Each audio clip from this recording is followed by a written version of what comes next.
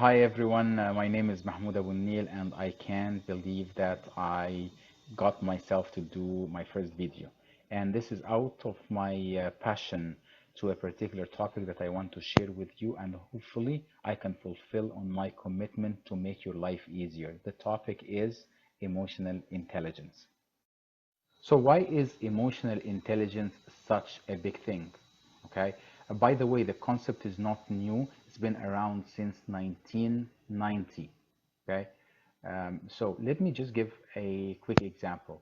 You have probably heard about artificial intelligence, and we talk about artificial intelligence in terms of taking a computer, the machine, or a software and embed the concept of emotional intelligence into that software or machine to make it a far superior machine or software, or much better performing than a regular one. Okay. Surprisingly enough, that is the machine. When we look at ourselves as humans, although the concept of emotional intelligence was there for the last 20 years, a few of us are striving to implement that in their life. So, in the same way, talking about artificial intelligence, if you as a human being is well-rounded with emotional intelligence and you apply this in your day-to-day life, you could cause breakthroughs in your life in multiple areas. You could have more money if you would like that. You can perform better at your job. You can get a raise, a promotion, right? You can have happiness in your marital life with your kids, with your friends and families, and so on and so forth. So, what is emotional intelligence in a simple definition? So, in order to do that, I have to bring forth two other concepts: IQ, intellectual quotient, and emotional intelligence being EQ, emotional quotient, and spiritual quotient. IQ, intellectual quotient, is how well you think and develop a solution or analyze certain things. So how good are you? How sound is your thinking and your logic? Okay. Emotional quotient is how well do you perform in certain situations. If we put you in a situation, how well can you perform? And spiritual quotient is how much of a human are you? So let's continue with a practical experience, and the times we're in now is the time of COVID-19, okay? And that is the worldwide topic of the hour.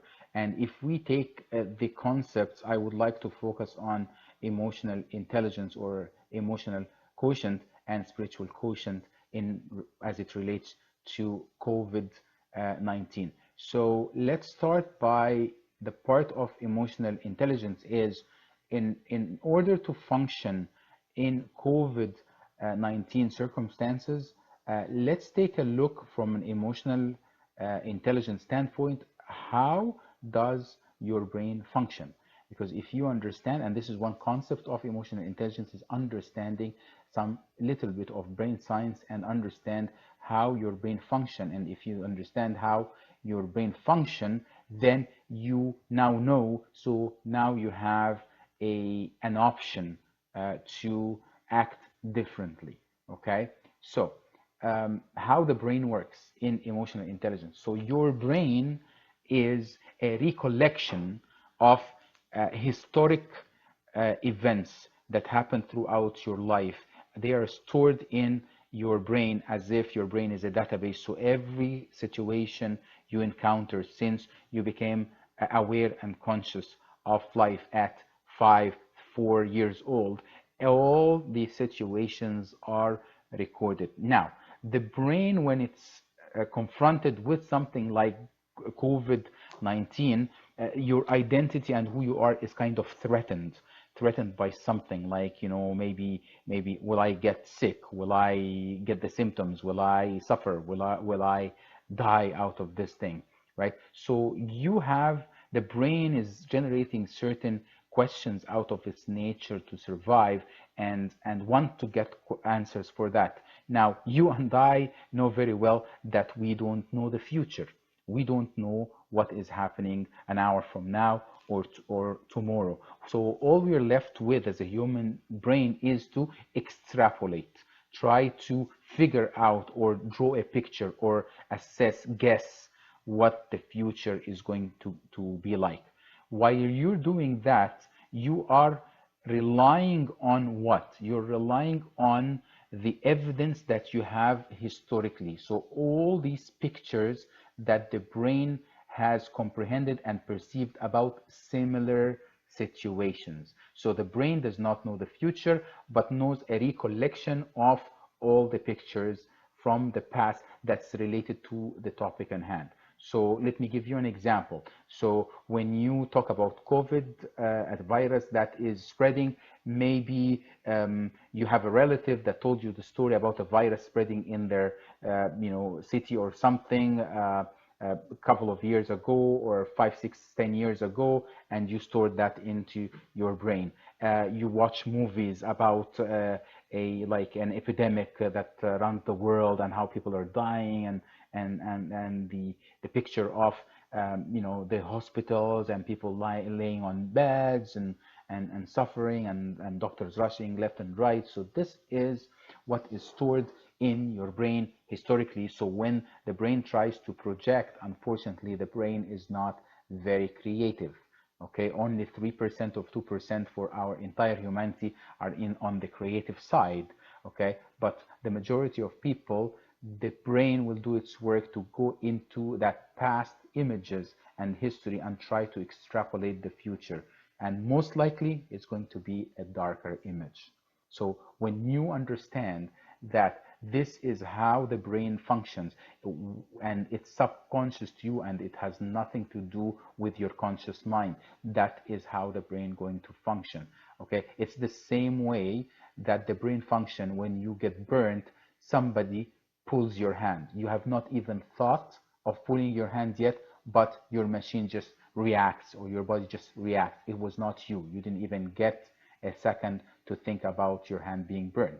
Okay, so in a similar fashion, your mind pieces together pictures of no control of you. The mind is going to do it whether you like it or not, as its instinct to survive. It will piece up the pictures together and give you a future. That future is likely going to be on the darker side. And when you get that dark future, you start today being worried about what's going to happen. And then we see that dark picture translating to people rushing to the stores, stacking up on food. Everybody thinks they're going to get sick, and maybe actually start developing even symptoms, because that brain is so strong that it will send signals to the remaining of the body and says stuff and give signals that I am in distress. Which somebody was saying, when you are, the brain will give signals to excrete insulin, and insulin will take your immune system down temporarily, and then maybe then you'll start developing symptoms for something, right? But we've also seen people running to the stores, trying to capture whatever they can from grocery, because they already developed a picture, or the brain already has developed a picture that it's a dark future. Now, if you can interrupt that pattern and tell your brain at that particular time, thank you for sharing, I know exactly how you work, and I know what you're piecing together, and I will make a choice to act differently.